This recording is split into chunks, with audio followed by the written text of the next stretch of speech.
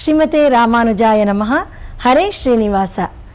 ಯತಿರಾಜ ಭಕ್ತಿವಾಹಿನಿಯ ಎಲ್ಲ ವೀಕ್ಷಕರಿಗೆ ಸಂಕ್ರಾಂತಿ ಹಬ್ಬದ ಶುಭಾಶಯಗಳು. ಈಗ ನಾವು ಸಂಪಿಗೆ ರಸ್ತೆಯ ಸಂಕ್ರಾಂತಿ ಸಂಭ್ರಮವನ್ನು ವೀಕ್ಷಿಸೋಣ. ಶ್ರೀಮತೆ ರಾಮಾನುಜಾಯ ನಮಃ. ಶ್ರೀ ಯದುಗಿರಿ ಯತಿರಾಜ ಮಠ ಇರುವ ಸಂಪಿಗೆ ರಸ್ತೆಯಲ್ಲಿ ಮಕರ ಸಂಕ್ರಾಂತಿ ಪರವಾಗಿ ಇಲ್ಲಿರುವ ಅಂಗಡಿಗಳಲ್ಲಿ ಮಕರ ಸಂಕ್ರಾಂತಿ ಸಂಭ್ರಮ ಹೇಗೆ ನಡೀತಾ ಇದೆ ಅಂತ ನೋಡೋಕ್ಕೆ ನಾವು ಇಲ್ಲಿ ಬಂದಿದ್ದೀವಿ. ಈಗ ನೀವು ಸೇರಿಕೊಂಡು ಅದನ್ನು ನೋಡೋಣ ಬನ್ನಿ.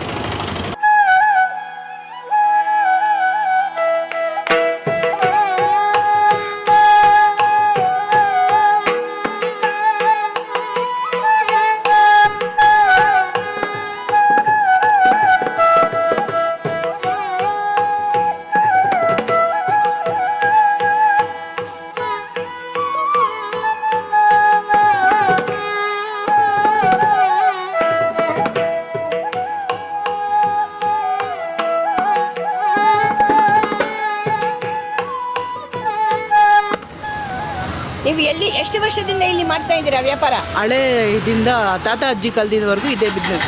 ಅವ್ರ ಕಾಲ ಆಗಿದ್ಮೇಲೆ ನೀವು ತಗೊಂಡು ಇದು ಮಾಡ್ತಾ ಇದ್ದೀರಾ? ತಾತ ಅಜ್ಜಿ ಕಾಲದಿಂದ ಮಕ್ಕಳಿಗೆ ಇದಾಗಿದೆ. ಹೌದಾ? ಸೊ ನಿಮಗೆ ಈ ಸಂಭ್ರಮದಲ್ಲಿ ಏನೇನು ತಗೊಂಡು ಬರಬೇಕು, ಯಾವ ಥರ ಮಾಡಬೇಕು ನಿಮಗೆ ತಿಳುವಳಿಕೆ ಇದೆ? ಅವಾಗ ಹಳೆ ಏನೇನು ಮಾಡ್ತಾ ಇದ್ರು ಅದನ್ನೇ ಕಸ್ಟಮರ್ ತಗೊಂಡು ನಾವು ಸೇಲ್ ಮಾಡಬೇಕು, ಆ ಥರ. ಸೊ ನಿಮಗೆ ರೆಸ್ಪಾನ್ಸಿಗೆ ಹೆಂಗಿದೆ? ಜನ ಬರ್ತಾ ಇದ್ದಾರಾ?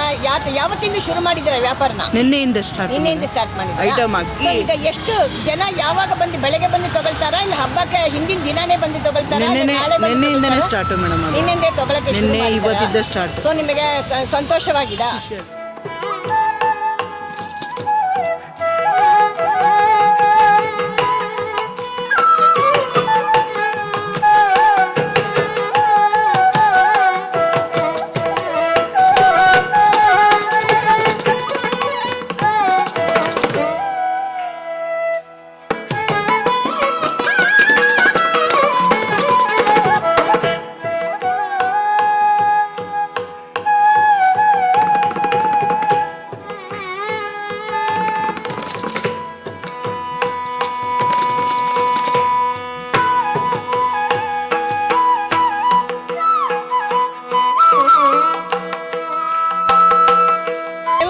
ನೀವು ಎಲ್ಲಿದ್ದ? ನೀವು ಮನೆಯಲ್ಲೇ ಮಾಡ್ಕೊಳ್ತಿದ್ದೀರಾ, ಇಲ್ಲಾಂದ್ರೆ ನೀವೇ ರೆಡಿ ಮಾಡಿ ತಗೊಂಡ್ ಬರ್ತಾ ಇದ್ದೀರಾ? ರೆಡಿ ಮಾಡಿ ತಗೊಂಡ್ಬರೋದು. ಸೊ ಯಾವತ್ತಿಂದ ಶುರು ಮಾಡಿದಿರಾ ಇದನ್ನ?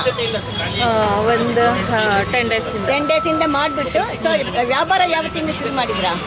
ಇಡೀ ವ್ಯಾಪಾರ, ಎಳ್ಳಿನ ವ್ಯಾಪಾರ, ಎಳ್ಳು ಬೆಳ್ಳೆ ಇದೆಲ್ಲ ಒಂದು 10-15 ದಿನದಿಂದ. ಸೊ ಹೆಂಗ್ ನಡೀತಾ ಇದೆ? ಎಲ್ಲರೂ ಜನಗಳು ಬಂದು ತಗೊಂಡು ಹೋಗ್ತಾ ಇದ್ದಾರಾ?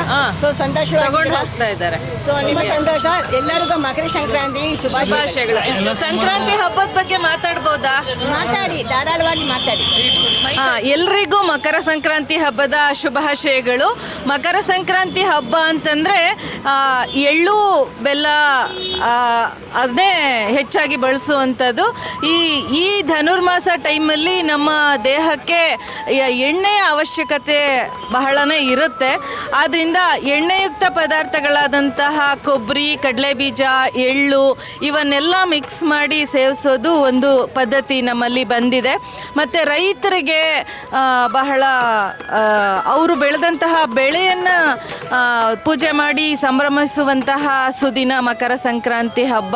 ಅವ್ರು ಬೆಳೆದಿರೋ ಬೆಳೆಯನ್ನೆಲ್ಲ ರಾಶಿ ಹಾಕಿ ರಾಶಿ ಪೂಜೆ ಅಂತ ಎಲ್ಲ ಮಾಡ್ತಾರೆ.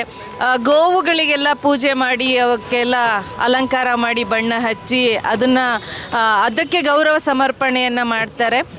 ಮಕರ ಸಂಕ್ರಾಂತಿ ಅಂದರೆ ಮುಖ್ಯವಾಗಿ ಉತ್ತರಾಯಣ ಪುಣ್ಯಕಾಲ ಅಂತ ಕರಿತೀವಿ.